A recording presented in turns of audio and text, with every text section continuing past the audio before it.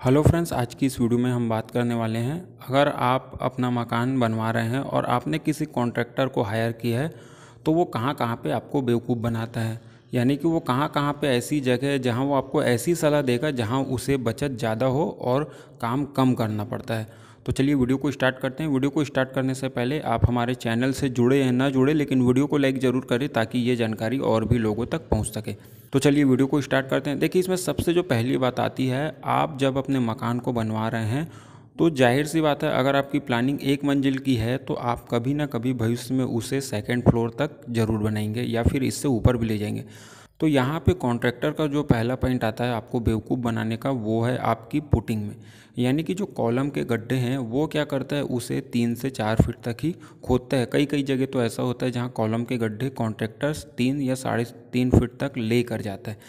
अगर आपकी प्लानिंग भविष्य में 2 मंजिल तक अपने मकान को बनाने की है तो आपको जो कॉलम के गड्ढे हैं वो कम से कम 5 फीट गहरे ज़रूर करा लेने चाहिए।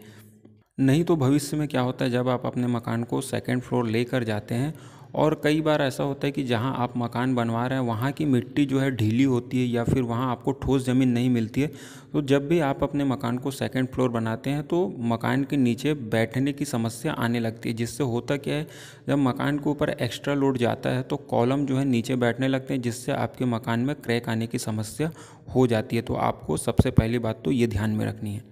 देखिए, इसमें जो दूसरा पॉइंट निकल कर आता है वो ये कि आपका जो प्लिंथ लेवल है, यानी कि जो प्लिंथ बीम डाला जाता है, आपको उसमें एक बात ये ध्यान रखनी है कि जो आपका रोड लेवल होता है, प्लिंथ बीम आपको हमेशा आपके रोड के लेवल से ऊपर डालना है। अगर आप ऐसा नहीं करवाएंगे तो इससे होगा क्या, जब कभी पानी गिरता है तो जो प्लिंथ बीम नीचे रोड के लेवल में होने से क्या होता है, बाद में जब कभी आपके एरिया में पानी भरता है तो ये पानी जो है आपकी दीवारों में लगेगा और सीलन की समस्या ज़्यादा होने लगेगी। आपने अक्सर देखा होगा कि वो लोगों के मकान जिनके यहाँ प्लिंथ बीम जो है ज़मीन के लेवल पे होता है, उन लोगों के यहाँ सीलन की समस्या ज़्यादा होती है। देखिए, इसमें कॉन्ट्रैक्टर को दो तरीके से फ़ायदा होता है। पहला तो उसे, अगर वो प्लिंथ बीम जो है रोड के लेवल पर डाल देता है तो उसकी सेंटिंग कम लगती है।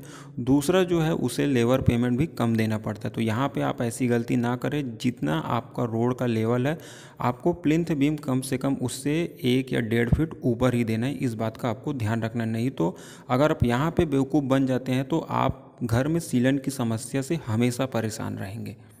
देखिए, इसमें जो तीसरा पॉइंट आता है वो है लिंटल बीम का। यानी कि जब हम अपने घर में दरवाजे, खिड़की, चौखट फिट करवाते हैं तो उसके ऊपर जो बीम दिया जाता है उसे बोला जाता है लिंटल बीम।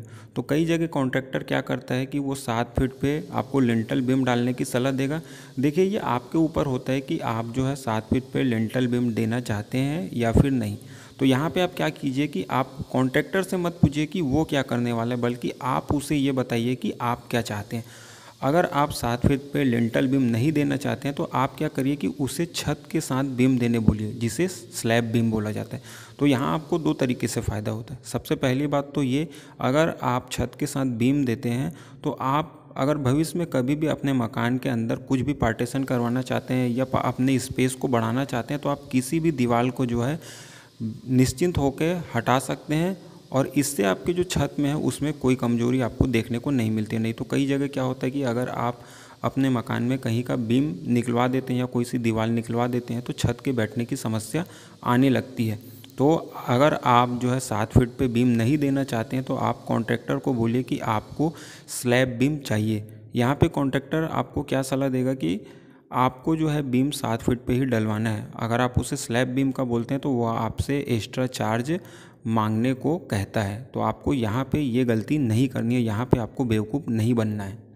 देखिए, इसमें चौथा पॉइंट आता है वो है लेबर पेमेंट को लेके। देखिए, कई लोगों को ये नहीं पता होता है कि उन्होंने जिस कॉन्ट्रैक्टर को हायर किया है उसे जो है पेमेंट कैसे करना है। तो यहाँ पे मैं आपको बता दूँ, अगर आपने अपना मकान किसी इंजीनियर के थ्रू या आर्किटेक्ट के थ्रू बनवाया है तो आपको इस बारे में टेंशन लेने की ज़रूरत नहीं है। लेकिन एज ए हाउस ओनर आपने खुद ही किसी कॉन्ट्रैक्टर को हायर किया है तो यहाँ पर आपको क्या करना है कि आपके मकान का जो भी टोटल कॉस्ट होता है या कॉन्ट्रैक्टर ने आपके यहाँ जितना काम किया, आपको उसका पेमेंट जो है हमेशा 10% या फिर 15% रोक कर ही चलना है। अगर यहाँ पे आप कॉन्ट्रैक्टर को लगातार पेमेंट करते जाते हैं और उसके काम को ध्यान में नहीं रखते हैं तो इसमें क्या होता है, कॉन्ट्रैक्टर कभी भी आपके यहाँ का काम छोड़ देता है तो इससे आपको ही नुकसान होता है। सबसे पहली बात तो आप किसी दूसरे कॉन्ट्रैक्टर को हायर करेंगे तो वो आपसे ज़्यादा कॉस्ट लेगा। दूसरा, उसके काम छोड़ने पे आपका माल मटेरियल का तो नुकसान होगा, आपका जो काम है वो भी रुक जाएगा। तो यहाँ पे आपको क्या करना है, जब भी आप कॉन्ट्रैक्टर को पेमेंट करें तो उसका 10% आप रोक कर चले। जिससे होगा क्या कि जो आप उसे सलाह देंगे, जो आप उसे करवाना चाहते हैं, वो आपकी बात मानेगा। अगर आप यहाँ पे बेवकूफ़ बन जाते हैं, उसका पेमेंट जो है या तो बराबर कर देते हैं, तो वो आपका बात बिल्कुल नहीं मानेगा। उसे जो सही लगता है वो बाद में वही करेगा। तो आपको ये बात ध्यान में रखनी है। तो आज के लिए इस वीडियो में बस इतना ही। उम्मीद करते हैं वीडियो आपको पसंद आया होगा। चैनल पर नए हैं तो चैनल को सब्सक्राइब करें, वीडियो को लाइक और शेयर करें। आज के लिए बस इतना ही। धन्यवाद।